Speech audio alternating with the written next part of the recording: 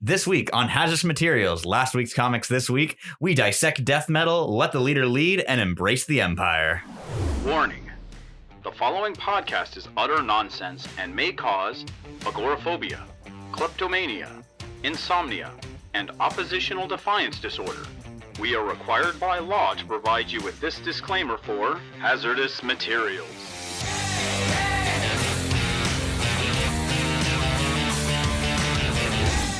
Welcome back to Hazardous Materials, last week's comics this week, wherein we do talk about last week's comics this week. And then throw some multimedia news at the end just to keep things spicy. And oh boy, we have only one piece of multimedia news this week, but it's a good one. Only one. My name's Casey Johnson. With me as always, Gideon Gonzalez. So our first title this week, you did not read. I didn't. And I read it last week. I am referring to Dark Knight's Death Metal #1 by Scott Snyder and Greg Capullo, which if you can't tell from the tone of my voice, I didn't much care for. Yeah, see, when I didn't read it, that was on purpose. So I should preface this by saying I'm so exhausted by DC continuity fixing comics because they never work. And this feels like the third or fourth one in like 2 years. Yeah. There was Convergence, famously awful. There was Rebirth, which was nice. Because of Wally. Yeah, but even then, Rebirth kind of feeds into what a general problem I've had with DC since Rebirth started, where it's all just carrot on a stick storytelling that never delivers. It's constantly promising you're going to get the JSA back. You're going to get Shazam back. You're going to get the Atom back, but you have to wait. It's very important. You'll see how it ties into this epic story we're telling, except that we're just going to do it anyway and make you wait 2.5 years to read a terrible comic, Doomsday Clock. Which, again, in Doomsday Clock, it's just setting up more bull. That's the really frustrating thing, is all of these events, they're not satisfying on their own. They're just a way to get you to spend your $4 or $5 a month for 7 months straight and then be like, make sure you buy the next big event. You might get that thing you want in it. And you heard it from here. DC's comics are extremely frustrating. Like, just good Lord. At least their event storytelling. Their event storytelling just feels like a train wreck. They haven't filled with orphans on fire, being hosed down by untrained nuns. I think the only 2 events I've enjoyed in the past 12 years. Okay, well, we'll be 3 events. Final Crisis, Blackest Night, and Forever Evil. It's kind of it. Because what else you got? The first 2, and I'm going to put Rebirth in there because I got the itch scratched that I needed to be scratched. Rebirth, it was... Now, granted, that was probably a carrot dropping because... Exactly. It's given you just enough to keep you coming back for more. And here's Wally. I hate that. 1 year later, by the way, Wally just killed people. Yeah, here's Wally. We'll give him 6-issue focus arc in Titans, and then just string you along for another couple of years before we make him Dr. Manhattan. Yeah. Oh, yeah. By the way, he killed people. Oh, now he's redeemed and he's got his family back. But now he's Dr. Manhattan, so he doesn't care. Yeah. So I guess I should actually talk about the book and not the general, not the malaise that surrounds the book and kind of defines it. So or the fact that their editor-in-chief hated Wally West the entire time. I loved that interview where he talked about how he just played up the Dick and Wally hate because he's like, just give me some cheap heat. Like he's a wrestling promoter. I loved that. Like seeing Dan DiDio through the lens of, oh my God, I'm totally blanking on his name now, but Paul Heyman. Oh, seeing him through the lens of Paul Heyman made his era make so much more sense. Oh, absolutely. Of just this crazy hype man. He was a hype man. I mean, all the videos I saw of him, he always had like two extra notches of energy that he really needed to have. Yeah. So Dark Knight's Death Metal opens essentially not a flash forward, but basically the Dark Knights have taken over the world, and you've got oh God, I'm trying to remember what the names were. There's Metropocalypse and there's a big old Gotham one, and the world, it's a big old continent shaped like a bat, of course. Batman Who Laughs gets killed, so that's nice. Well, that's finally happened. I thought this whole blackest night or darkest whatever metal thing was done. They did their series and it was done. Why does it keep coming back? Because people loved it, and they love Batman Who Laughs. And again, this is going back to that. Dark Knight's metal was just a carrot to get you to buy Scott Snyder's Justice League, which was all just a carrot to get you to buy this book. And Doomsday Clock, well, probably not originally intended, but in all the massive rewrites it had to go through in the back end, just became another carrot for this book. Do you know that Batman Who Laughs is a costume that the Joker can wear in Mortal Kombat 11? Yeah, I know, and that actually kind of tracks. I'm like, that's fine. That's a good place for the Batman Who Laughs. I'm sick of seeing him in every damn book. I want him dead already. To Snyder's credit, he does have a bit where the Batman Who Laughs is like, I bet you're all getting tired of seeing me. And I was like, hell yeah, I am. And so meta. Wonder Woman chops him up with the invisible chainsaw, which I was like, wait a minute. Did you just make that up, or is that a real thing? That happened. That's a real thing. Does she store that on the jet? I know. Is there an invisible train? No, she just has the invisible chainsaw. And the books are exhausting. I like silly fun stuff. Who doesn't? But there's no substance to it. It's all just dumb thrown at you. And this is the biggest dumb thrown at you. So there's a 2-page spread where Dr. whatever we're calling Wally now, Dr. Manhattan, Blue Wally, whatever. So Dr. Manwally gives an explanation of how the DC universe really works, because this has gone so well the 5 times they've tried it in the past 30 years. And it comes down to that the DC universe is powered by the power of friendship, essentially. And that whatever was her name, Promethea or whatever, the evil goddess that they're fighting is not Promethea. What is her name? I don't care. I'm going to go on the record as saying that I truly enjoy exasperated Gideon.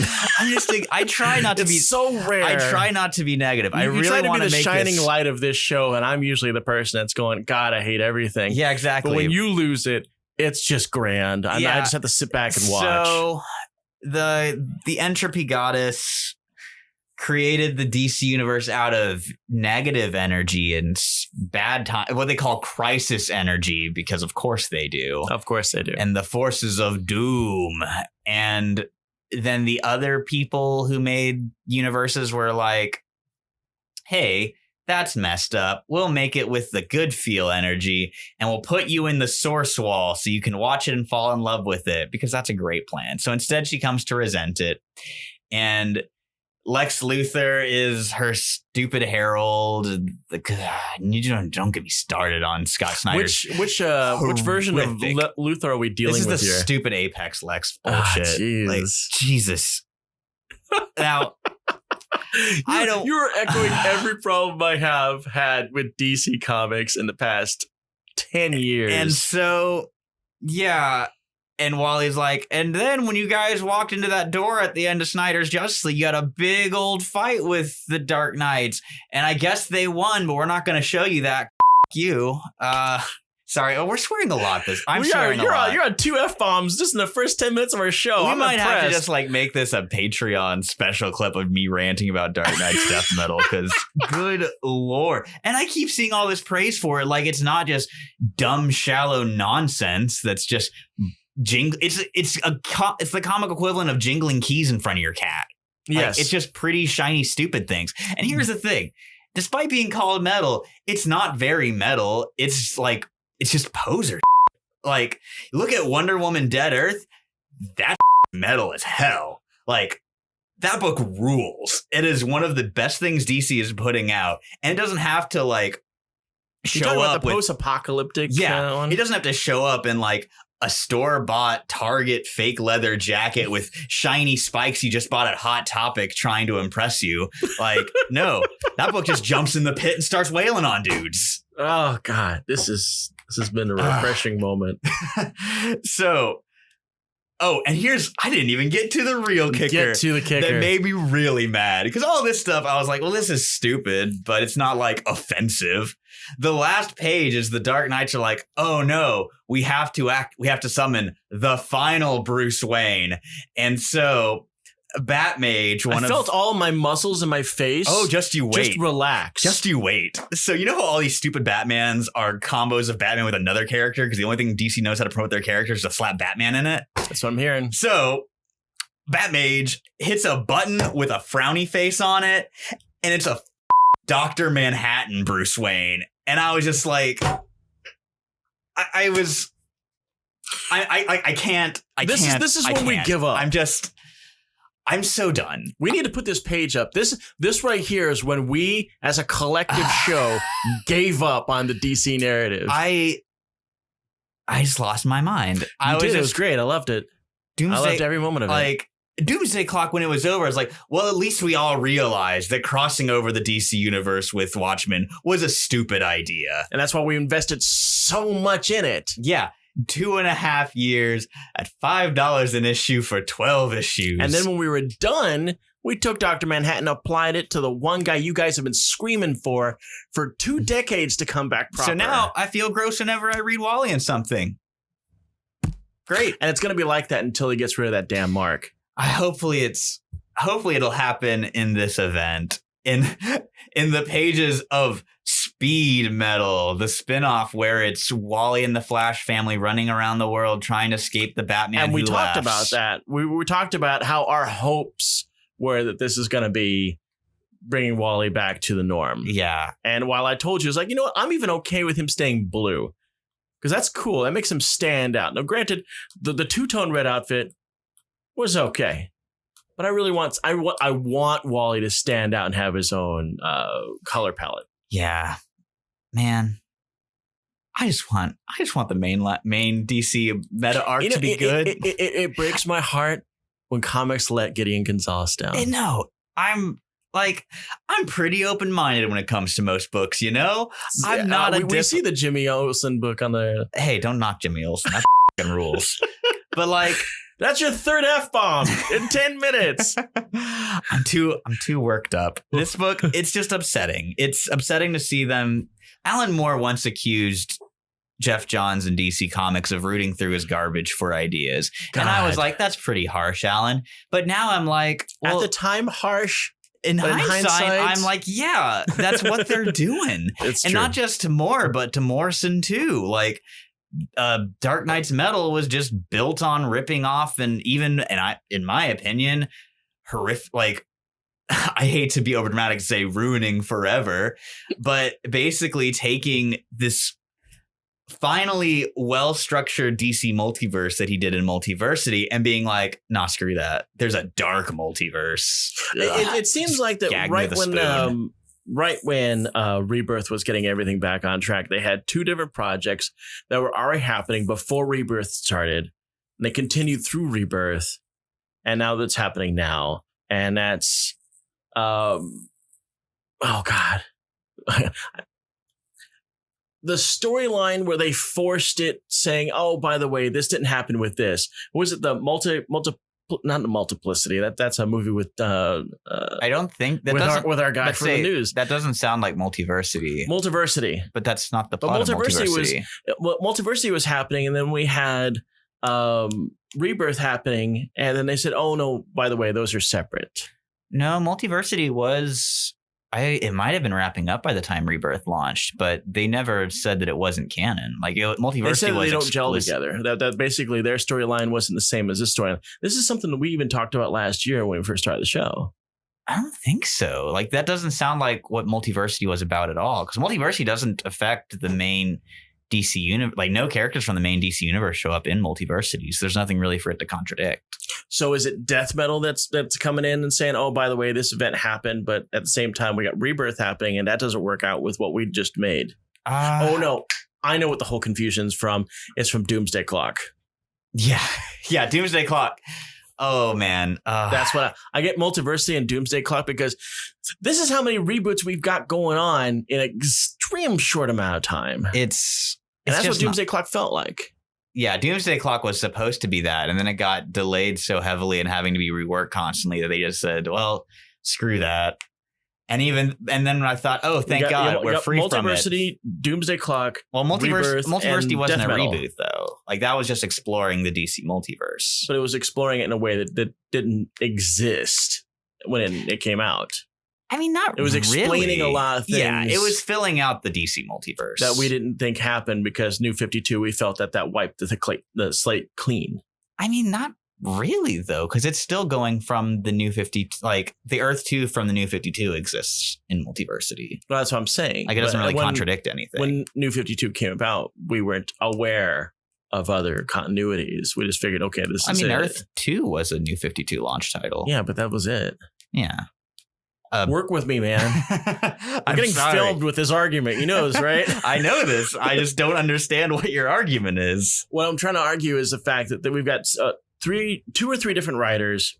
No one's on the same page. Oh, yeah. That's because DC editorial doesn't exist. Yeah. And if they do, it's just in very factional camps where there's just not a lot of communication happening. No. And there is it's frustrating. And you know what? I think this is a good point for us to move on. So the next up on our list is Jimmy Olsen number 11 by Matt Fraction, Steve Lieber, a favorite of the show, which so things finally come to a head in this issue. Jimmy, I'm hearing this is now a 12-issue miniseries. It's been a 12-issue miniseries from the get-go. Yeah. Okay. It was announced that it and Lois were announced as 12-issue maxis. Okay. So Jimmy gets all of his ducks in a row.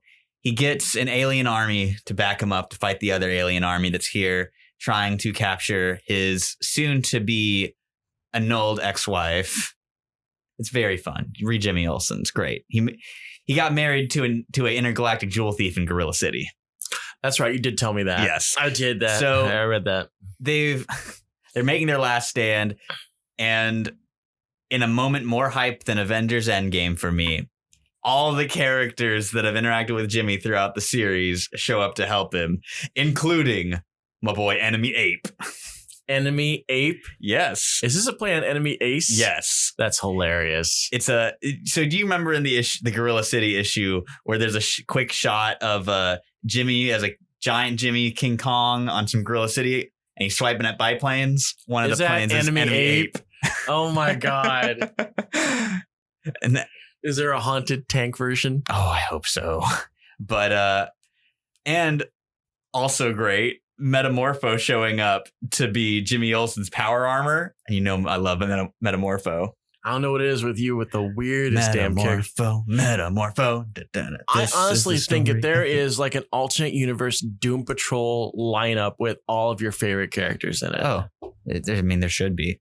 Doom Patrol already has so many of my favorite characters. Which, by the way, Doom Patrol Season 2, now streaming on DC Universe and HBO Max. Go watch it. No, we totally didn't get reimbursed for that. Yeah, we should. Give me that sweet, sweet Brandon Fraser money. Brandon Fraser needs all the work he can get. Hey, we saved Brendan. We did it. But anyways, good old Jim Tree Olsen. Superman's pal. Indeed. The mystery of who tried to kill Jimmy Olsen, it's been revealed last issue. Who was that? Julian Olsen, his brother. Oh. In an attempt to wrest control of the Olsen family trust because Jimmy hasn't touched his money. He just goes on cool adventures with Superman.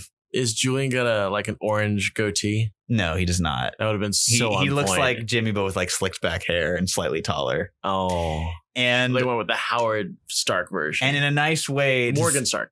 In a nice way that will wrap up the story in a timely manner because they got one issue left. Superman finds out about the plot to kill Jimmy and shows up.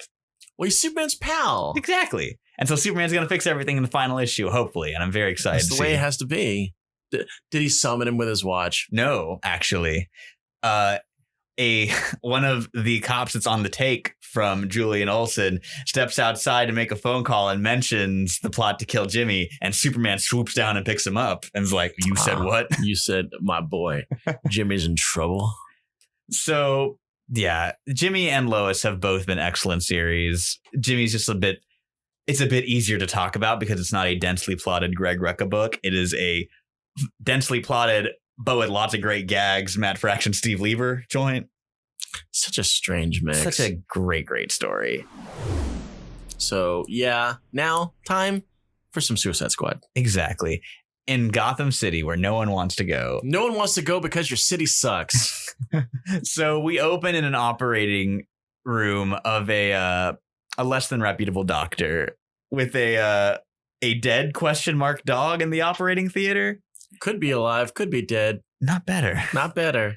And no anesthetic. No. But the squad has all their bombs removed. So yes, the revolutionaries are on their quest to get revenge against Ted Kord, which was one of the most shocking things I've read in the comics. It was a shocking thing. And it turns out that now our boys have a collective bounty of dead $25 million. Which we saw a little bit in the Flash Annual last week, which was one of the best Captain Boomerang stories I've ever read. I love Very Captain fun Boomerang. story. But here, as Harley mentions, normally when I go to Gotham and things are all quiet, things don't end well. Yeah. And so Batman does his Batman thing and kind of clowns on the revolutionaries until Deadshot calls a truce by holding up the dog. Got a dog. The guy with a dog. That was a great fight, though. I really enjoyed that fight until it was clear that Deadshot was about to get his clock cleaned. Yeah. And that dog came out of nowhere. One thing that I don't think we've really talked enough about, and because we've covered pretty much every issue of the Suicide Squad run because it's been that damn good. It has been. But I love how tired Deadshot is in it. Like, he is a guy who has been through the ringer. He just wants to go home. He hasn't even cut his hair. Yeah, he's just done. And I really like that take on the character. It's much better than like shiny generic action hero they've done for the last decade or so for Deadshot. Yeah, and then Batman threatens him. I was like, if you do this, you got to think about your daughter. And I was like, seriously? You want to talk about endangering children? Let's talk about all those Robins you've got. It reminded me of one of my favorite Wally West quotes when he was having his kids as a sidekick and Batman is like, oh, endangering children. And Wally goes, I'm getting lectured on child endangered by the man who went through 5 Robins. One of my all-time favorite Wally lines. This all the time. Batman is so problematic when it comes to kids. Old Brucey. Man. And the story ends with Deadshot, with Batman noticing my Batmobile's missing because Wing. Because he hasn't disappeared. The resident teleporter driving off with the Batmobile. And Deadshot offering to call Batman an Uber. Well, I thought it was funny is the fact that they have this interaction. They talk. And then Deadshot turns away and he looks back. Batman's still there. I'm like, why haven't you Batmaned? Car's gone. Oh, yeah. Want me to call you an Uber? Are you okay? Then Batman retorts with, want me to call you an ambulance? Yeah. Good talk. I enjoyed Deadshot the most in this. Deadshot in this, it felt more like Gail Simone Deadshot. Yeah, this is the most I've enjoyed him since Secret Six. Yeah. Which, high praise. Tom Taylor and Bruno Redondo have been doing great work on this book. I'm so attached to all the revolutionaries already. I don't want any of them to die. Yeah, I lost my boy Jog. I lost my boy Jog. I was right there with you. This is the Jog fan base. It is. I got emotionally invested in Jog. I'm like, damn it. We didn't even get to see him fight the Flash. No. He didn't get to be in that annual. No. One tier. Damn it. He'll come back somehow, I think. Someone will pull a Darth Maul, but like, oh no, his head exploded. No. Yeah, he ain't walking that one. He ain't come back from that one. He ain't jogging that one off. He ain't got to leader his way out of that one. Okay, so Leader sucks. Leader rules. Counterpoint. Leader rocks. I don't like Leader. He's the best Hulk villain. And Hulk got some good villains. Okay, now I should probably say this, that I am actively trying to bait you. I know this. I don't like Hulk stories have always been kind of boring to me. Just like Thor stories are boring. It's true. Now, I'm saying Hulk stories, not Immortal Hulk. Immortal Hulk has been some great Cronenberg nightmares that have been brought to light. But in the past, if Dale Keown isn't drawing it or Gary Frank isn't drawing it, Hulk has been a slumberfest. Hulk's had a rough decade. I will give you that. I think since Pac left, it's been a pretty bumpy road. Yeah. But, man. I was on board for Incredible Hercules. The best that whole title has ever been. Incredible Hercules is so good. So damn good. I'm angry it doesn't exist anymore. I know. I miss Herc. He's my boy. But actually, he's in Guardians. Oh, I can't wait till we get a new issue of Guardians. I don't know when it's coming back, but he's in that. Yeah, we've been reading Guardians on the show, man. Have we? Yes. Because they're fighting like the Olympians of reincarnation. I know. Well, forget it. I know I'm being here. We'll talk about Guardians when we get to it. I'll get on another tangent. Immortal Hulk. So this issue is walking through the entire history of the leader, dating back to his first appearance in Tales to Astonish, going up through his many deaths over the years, and his red leader, his butthead moment. Yeah, but most importantly, it gives such a new facet to the times he's been depowered, because he's been depowered multiple times. Immortal Hulk's take on it, though, from Al Ewing and Butch Guice stepping in for art duties this issue, is every time Samuel Stearns has been depowered, Sam Stearns has had to become smarter to recreate the incident that gave him his powers. Because Sam Stearns, when he started off, was the failure brother of a physicist. He was a janitor who always felt really insecure about his intellect. And much like how the Hulk is a manifestation of Banner's repressed rage, the leader is a manifestation of Samuel Stearns' jealousy of his brother and wanting to be more intelligent. Right. So after having that taste of genius, Sam Stearns has to like clamber his way back up to becoming the leader again. The effect that has, though, is he's become smarter in that attempt. And the leader's exponentially smarter than Samuel Stearns. So he's making smarter and smarter and smarter. Every time he becomes the leader again, he is that much more smarter than he was even before. And eventually we get to the point after 4 or 5 of hit repowerings that Sam Stearns is a genius in his own right before he becomes the leader. And I thought that was such a cool take on the character. I really thought that they were going to explain Red Leader, and they didn't really do that. Yeah, because Red Leader sucks. So it's just like a 1-panel bit of him being like, yeah, and that's me. Bet you're wondering how I got in this situation. Record scratch. Well, I mean, I read Thunderbolts. I didn't read that particular Thunderbolts end, so I have no idea how it wrapped up. But not very well. From what I understood, Punisher was pretty much just wiping the floor with them piece by piece. It wasn't good. He put Deadpool's head in like a refrigerator or something like that. And it was all pretty much Red Leader. Red Leader was betraying the team any chance he got. I really liked how even like the betrayals and stuff, he's like, yeah, I figured Ross would betray me, but I got a plan. And if you're going to handle with Mephisto, you're going to deal with betrayal. Yes. And also, more importantly, is it dives into the multiple times he's died. And I was very thankful that I had pretty recently done a pretty massive Hulk reading through Tales to Astonish, the Peter David run, and the Paul Jenkins run. So I got to see all of these deaths. And the new context for those was, as we've seen in Immortal Hulk, there is a special hell for Hulks. With the green door. And so the leader has become obsessed with it. And that's been fueling, because even in Peter David's stuff in the 90s, there was all of that society he built with that guy who can cheat death. And we saw that happen with Marlowe and Rick Jones. And that's one of the things Immortal Hulk does best, is Al Ewing is so good at taking these old bits of continuity and making it feel like one part of a massive story. And that's that is the good kind of continuity work. Well, it all made it sound like that leader had an ability to reconstitute himself. Yes. Like, he was, even beyond death, he's able to scheme his way back. Yeah, like pull a Jason Voorhees. And it ends with him in his current form entering through the green door to pick up Dr. Brian Banner. And yeah, there was a moment in there where he was basically completely vulnerable, and he yelled out to Banner. And then Banner goes, now's not a good time. And it's like just that one moment. That's all it took for a leader to go, well, to hell with him. I just love that final page of him reaching out to Brian, and with that little bit of, I have faith.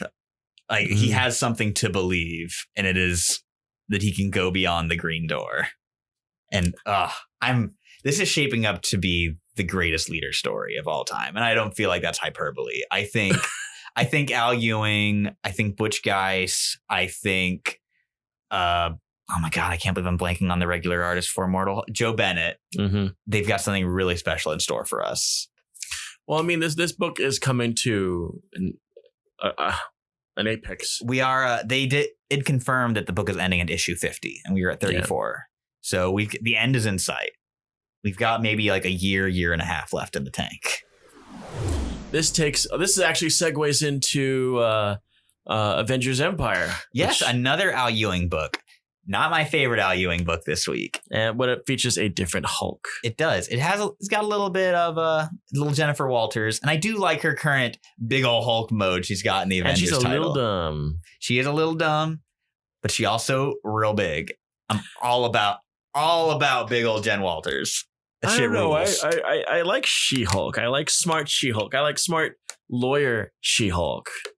Which is what I hope that Alison Brie will do in the Disney Plus show. And I'm fairly certain you're going to get that because we've got 40 years of traditional She-Hulk stuff. Mm-hmm. I like this take. I really like that Mariko Tamaki book when she was the Gray She-Hulk. I thought that book was great. Criminally underread. And I like Jason Aaron. I think that the over-explaining issue of why she's big was a little silly in Avengers, but I enjoy it.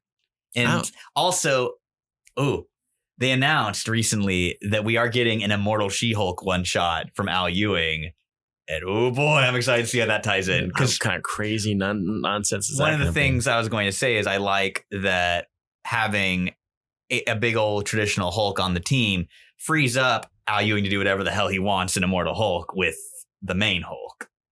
Yeah, I guess that's what's going on there. When did she stop being the focus of a Hulk book? Was that right when Immortal Hulk started? It was a little bit before, because I think Totally Awesome Hulk was going. Right. And Jen had Adjectiveless Hulk. Right. And then when they did Marvel Legacy, Adjectiveless... And man, don't even get me started on Marvel's Legacy numbers and how nonsensical they are with counting what titles under what for numbers. But Adjectiveless Hulk becomes She-Hulk. Totally Awesome Hulk becomes Incredible Hulk. Those respective titles are folded into those respective numbers. But Totally Awesome Hulk is a different name than Incredible Hulk and shouldn't count towards its numbers. Adjectiveless Hulk is a series that existed and has its own legacy numbering outside of She-Hulk. Could be like Amazing Hulk. Oh my God. It just drove me bananas when they did that. Like, you've ruined the numbers. Or counting Superior Spider-Man as Amazing Spider-Man's numbering. And I've heard justifications for that as like, well, it was the Spider-Man book at the time. And I was like, yeah, but I'm not counting Todd McFarlane's Spider-Man as part of Amazing. I'm not counting Amazing Scarlet Spider as part of Amazing's numberings. Yeah, didn't they take that title, the Objectiveless Spider-Man, turn it into Miles Morales? They did for a minute, yeah. And I believe, actually, no, I think Miles kept his Ultimate numbering, I believe. They did not keep the Adjectiveless Spider-Man because... Well, they've actually been using like simple numbering, like redone numbering, because they're now calling it Miles Morales Spider-Man. Yeah, but he still has the little legacy numbering from Ultimate. It's a throwback to what at the time was the second Spider-Man title, Peter Parker, the Spectacular Spider-Man. Spectacular Spider-Man. And the old school windows up in the left-hand corner of the book, where they would show the heroes or the squad or anything like that. And Peter Parker always had, it was a Spider-Man that had his mask off. I always thought that was cool. Yeah. For Spectacular. Yeah. I always loved that. I don't know how they did it, but for a character as dynamic as Spider-Man, they're like, cornerbox Spidey, he's just be like practically T-posing. He's just solid. Yeah, I've seen something that just had his mask, and then McFarlane did it, and then he was like all scrunched up and looking like the loss prevention guy at Ross. You know, just fist balled up, shoulders rolled forward, looking to pick a fight. I wish they would bring back the old character boxes. I love corner boxes. I think they're fun. I mean, we saw the corner boxes for New Mutants. Yeah, and Bill Sienkiewicz is going ham on those corner boxes. You know what always bugged me about those corner boxes is they would have Amara in it, but never Ilyana. Ever. What kind of Ilyana hatred is that? They know. They're like, she's in here. She doesn't She don't need the ink. Not enough. You're here for magic. We gotta win you over with the other kids. We gotta give you this shaggy headed blonde girl with this other blonde girl. Yeah, it's like, we got to win you over on Randolph Scott over here. Randolph Scott. So let's actually talk about Empyre, though. So Empyre is Marvel's newest big mega event. Yep. And the gist is the Kree and the Skrull, they've quashed their beef under the leadership of half Kree, half Skrull hero Hulkling, who is the new emperor of both. Hey, he's not Hulkling yet. He's king of space. He's king of space. They haven't said it's Hulkling And yet. he's... No, I mean, they've shown it in all the ads. I know. Like, we know who he is.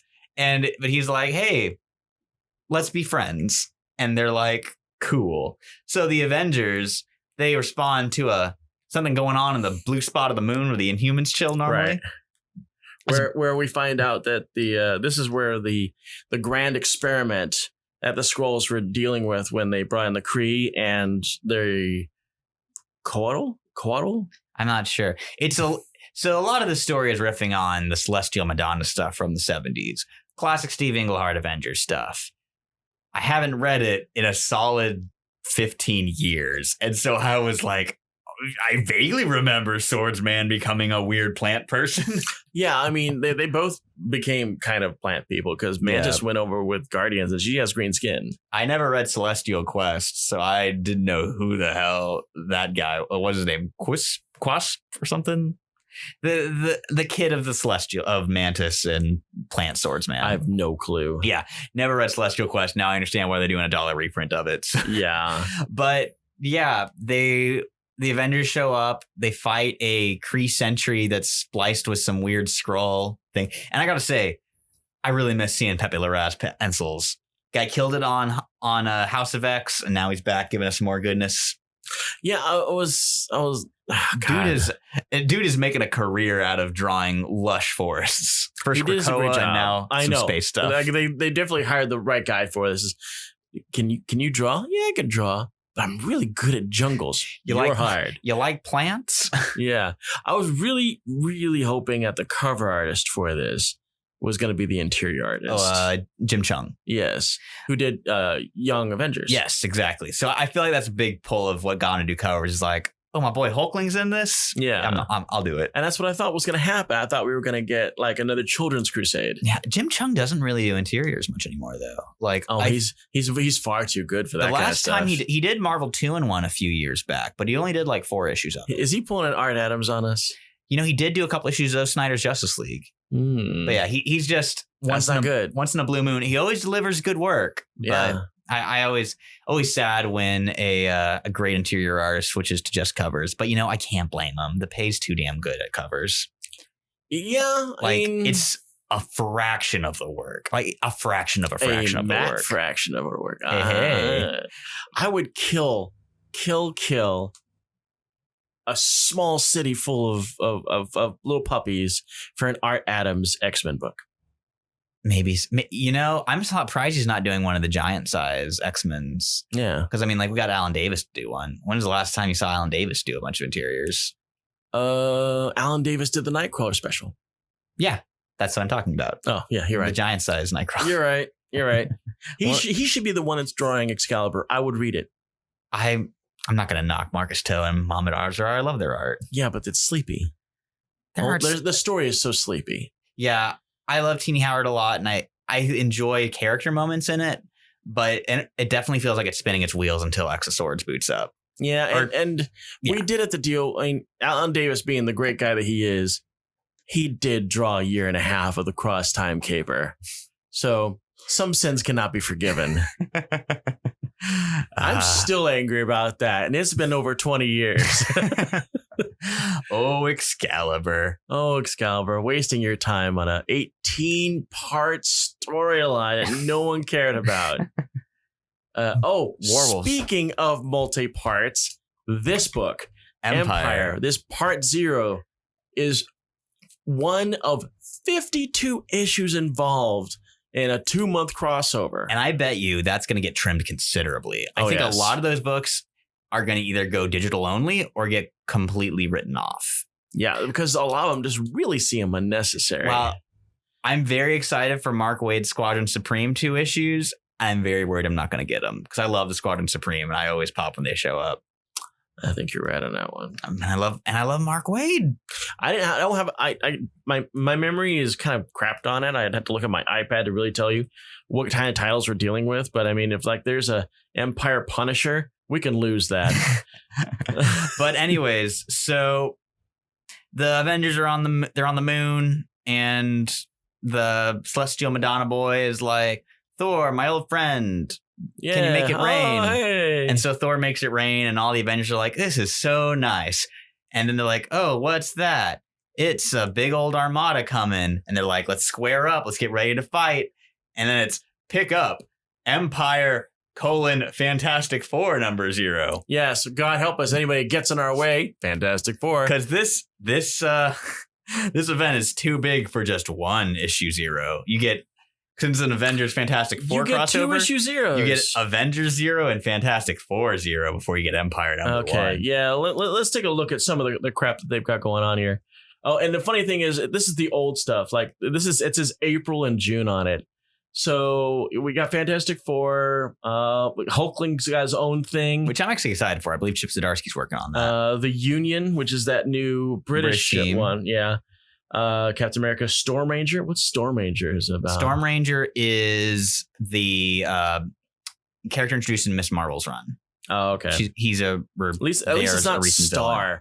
God, I can't believe Marvel actually tried to make a series about that. I hate Star. I don't know why they gave her a show or a series. I'd say as like a show would be quite a bit. It would be.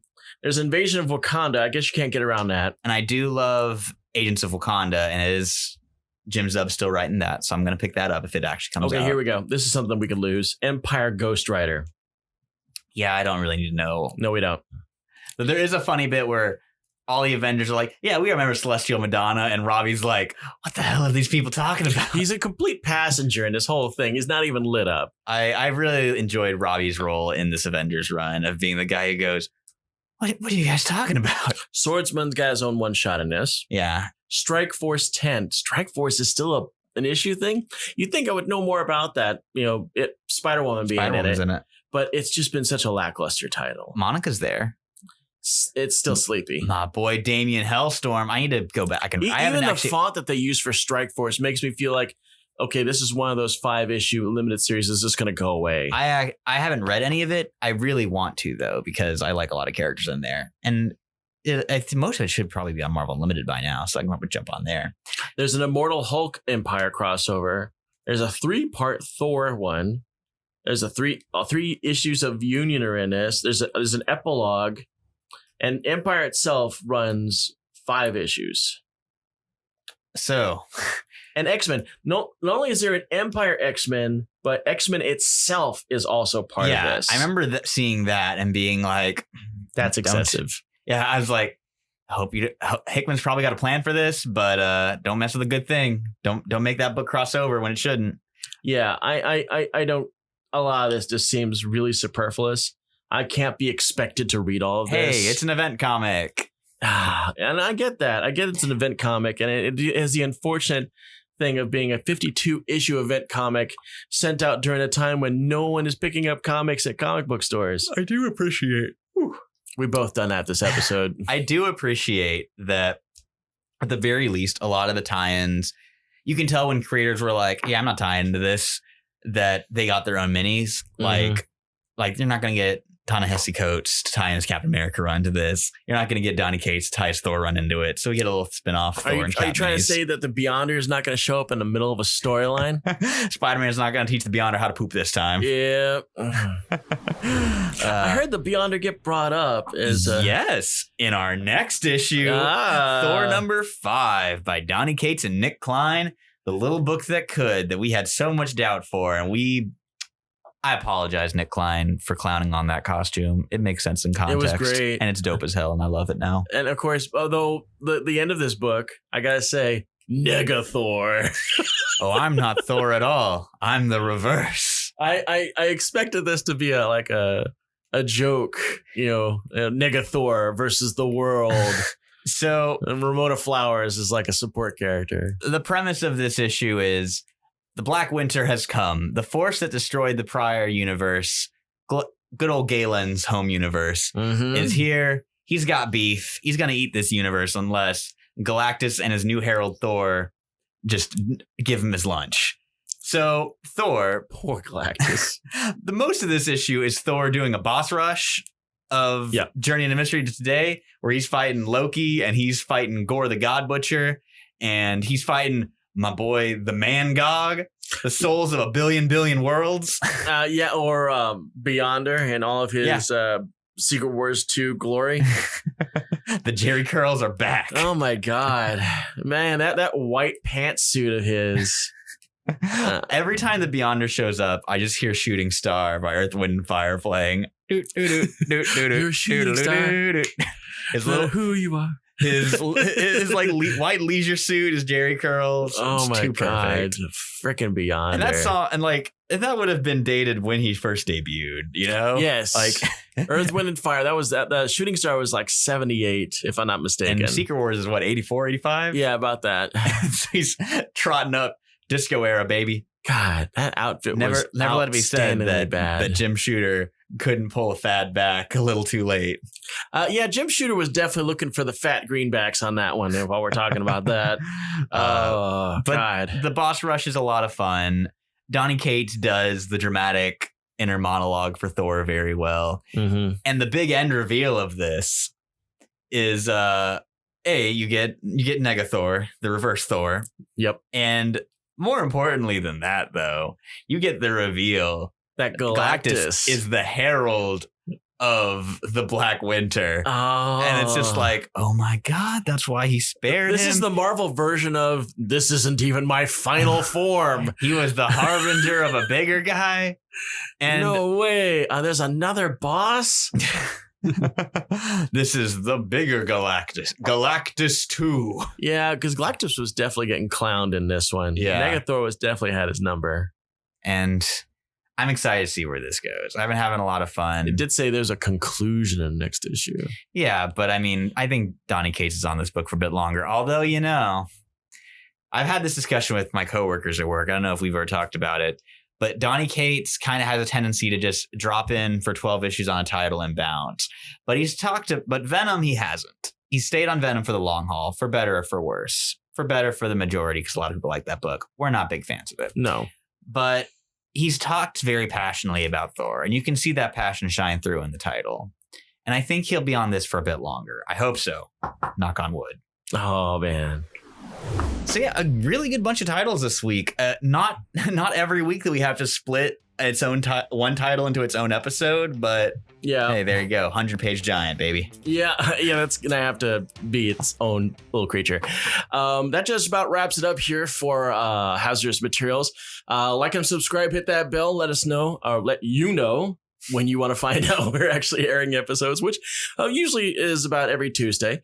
You can check out our Patreon. Got social media links below, including the one for my own personal page. Drop us a line. Let us know what you think. And we'll see you next time.